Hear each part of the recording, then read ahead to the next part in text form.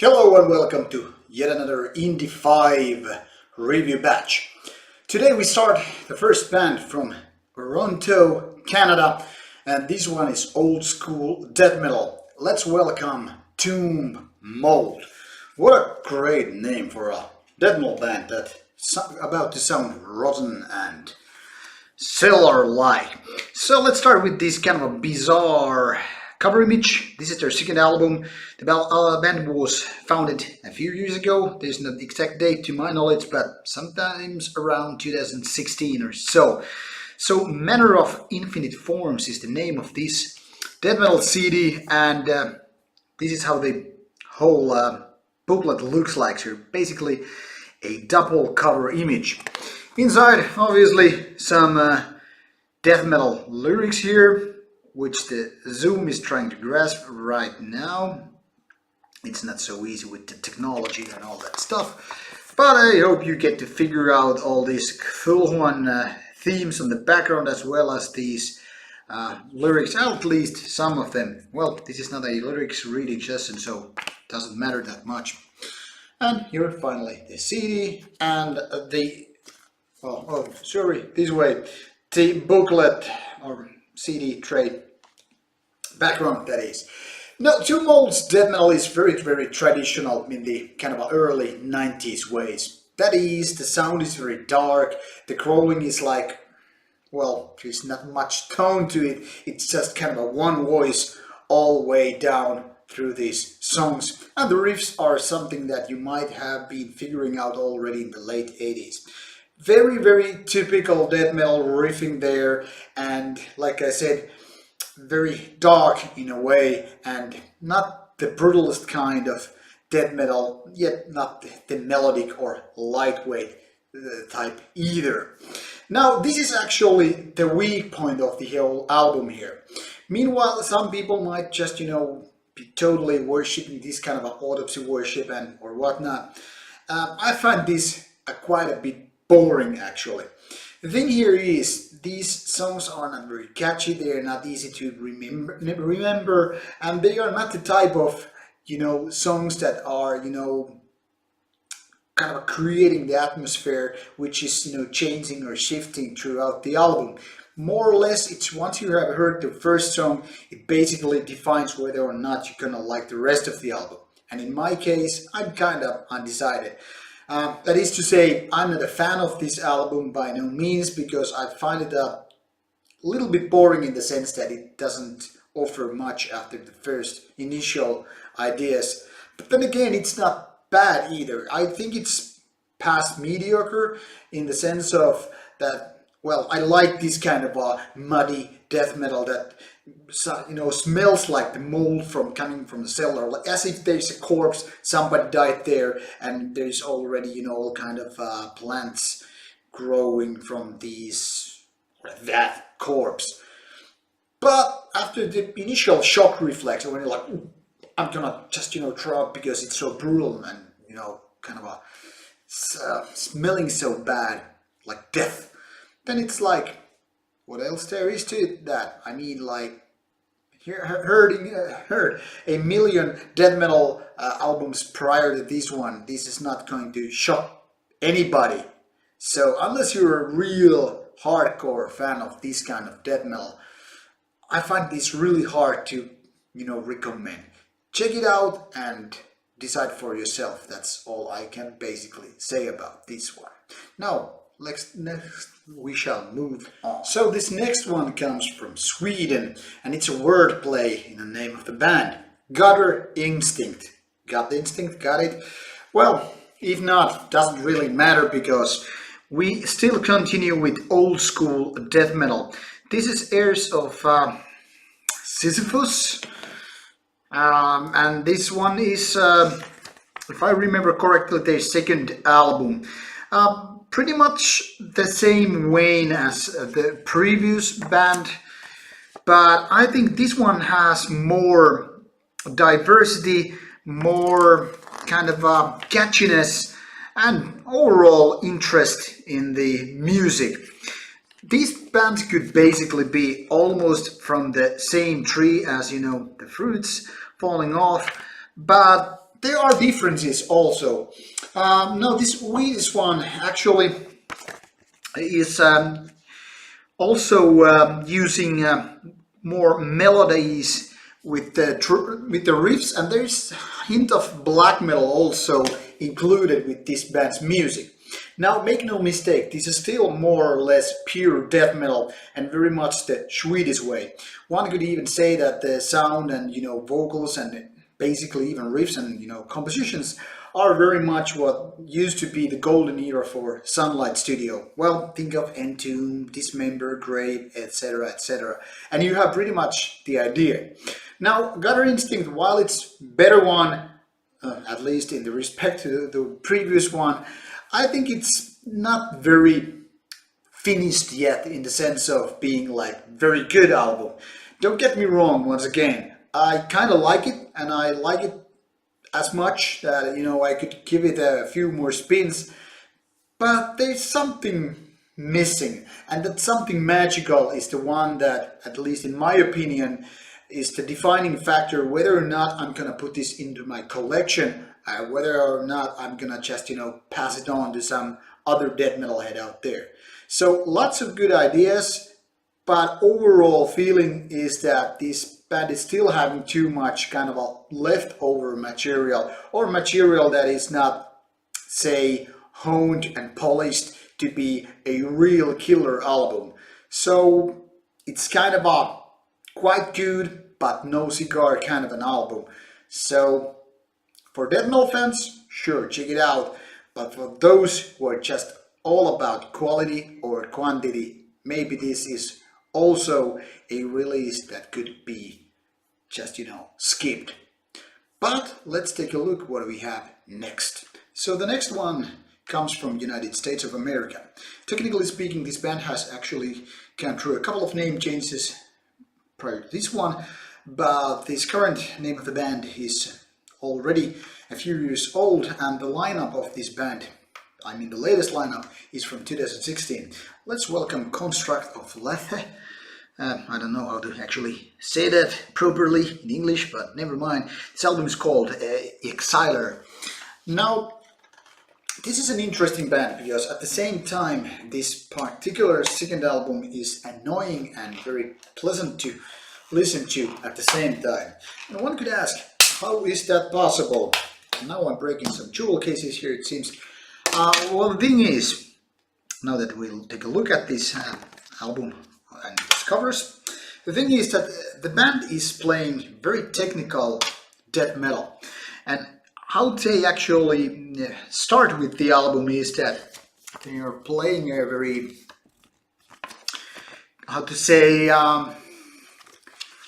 technical sort of, showmanship, like, dude, we got these technical elements here, and the way they are presenting the lyrics are also very atypical. So they're kind of like showing off that, we can play, we are progressive, yet we are heavy as hell, and we are a very technical band, and we're kind of a progressive death metal band, but also very brutal at the same time. And while I don't have that kind of a gimmickry, I have nothing against it. Be technical, be showman if you like.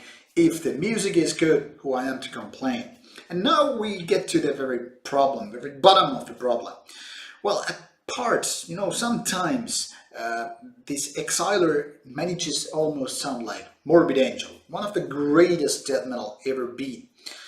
But at the same time, it feels like this band is almost like stumbling down with its shoelaces tied to each other, because the technicality of this album is on the level that it's basically putting obstacles before the actual compositions. And so, while at the same time I like this brutality meeting technicality and being very progressive and kind of unique in its way of playing death metal, it's also trying, as if it's always trying to hinder its own way of playing and doing really good songs. Now, this is something like if Dream Theater and Morbid Angel went to a forest trip, did some have some steamy sex and whatnot. And suddenly 9 months later they would be like, hey, I'm having a child, and this is yours, by the way. But I'm married, says Morbid Angel, and Dream Theater is like, oh no, you have to be its father. But I can't, I have another woman. And there's this kind of a gene pool thingy going on. So, at the same time, really nice stuff to listen to, but also kind of like, if you know the fairy tale of Emperor's New Clothes, at the same time they are like presenting, okay, look at this is something totally new, nobody can even, figure it out and all that stuff, except people are like, actually, there's nothing new here, you're just putting all the gimmickry there and all that stuff. So, decent, but not hard good album. But kind of tempting. So if you're into technical stuff, definitely go take a look at it and listen to it and hope you enjoy. If you're, on the other hand, are allergic to this kind of music, just skip and move on. And what we have next is... Denmark has never been a big country when it comes to good death metal, but this year has been kind of an exception to the rule, because not only Biased did really nice work with its death metal, this one also comes from Denmark and it's releasing its debut album this year. A little bit older band, but nevertheless debut album in 2018. This one is called Taphos, and well, you cannot much make sense out of this cover through a screen because it's really dark. So come Ethereal Somberness, really somber title for a release, and it kind of suits this album pretty well. Now, Taphos' style is more kind of a black metal influenced death metal in a way, because its music, while there's lots of old school vibe, some of those vocals, for example, some of the riffs, they are more or less related to, say, Nordic black metal style. However, the very basic on this album, I mean how the songs are structured, riffs and guitar sound and all that stuff, well, it's death metal. So I could say this is probably some 80-90% death metal, and the rest is kind of a black metal or black metal influenced music. And well, the difference to Bias, for example, is that Taphos is way more fast tempo, almost all the way down. It's also quite a bit darker and than a typical death metal album. It's really violent, it's in your face, and while it's not the most original of those death metal albums out there, I really have to kind of appreciate the aggressiveness with this album. It's just one of those albums that it's gonna beat your face off to a bloody pulp because it's so goddamn violent. So Taphos is a tough cookie in the sense, is it really good or is it just good? And unfortunately it is just good. And by that I mean it's not one of those albums you just feel like memorizing the riffs and vocals, at least in my opinion. But the aggressiveness and good sound and even the vocals, which are not typical crawling, they make an impact. They are enough to put this into the class of good albums rather than just okay stuff. So definitely some good death metal band to check out, even if it's not one of the king albums of the year. So check it out, your list. It's one of the better one of this Indie 5. So there you have it. And the last part will be... And so it has time to conclude our Indie 5 with the last album for review. Now this one is clearly the weakest link of this batch, and for reasons I'm gonna tell you in a bit. This band comes from Germany. It's called Mindreaper, Reaping Your Mind, since 2001. It's a four-man band playing sort of melodic death metal, and in a sense it's a hybrid release. Now this is called Mirror Construction, A Disordered World. Quite nice, a cover image. I don't know what kind of symbolism is tried to put behind that idea, but nevertheless here it is, and kind of fits the theme of the music.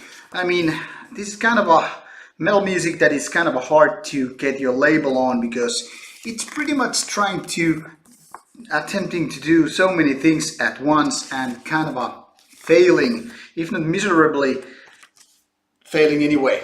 So there are melodies, there are some semi-acoustic guitars, there are basic death metal riffs, then there are crawling vocals, but also the kind of melodies that remind me of hypocrisy and whatnot. Now, this might sound quite okay, but when you also have metalcore ideas and very, very mediocre ways to create songs, that is songwriting in general or riffs, the outcome is more or less kind of a restless, and not in a good way. The thing here is that it seems like this band has not figured out yet, after 17 years of existence, which way they want to go. Now, some of the elements are more modern style, some are more old school, and some are just, you know, somewhere between these extremities, in a figure of speech. And doesn't matter which way this band is actually going, because the good ideas are very scarce. There are some better riffs which in a way give you a little bit of hope that, hey, maybe this album could actually grow into something meaningful. But in the end of the day, it seems like this album is just 45 minutes of boredom and mediocrity with no real talent. Now, if I would compare this to Swedish melodic death metal, the kind of pioneers of melodic death metal in the first place, at least when it comes to European style, Mindreaper would be kind of a budget cut version of that kind of music.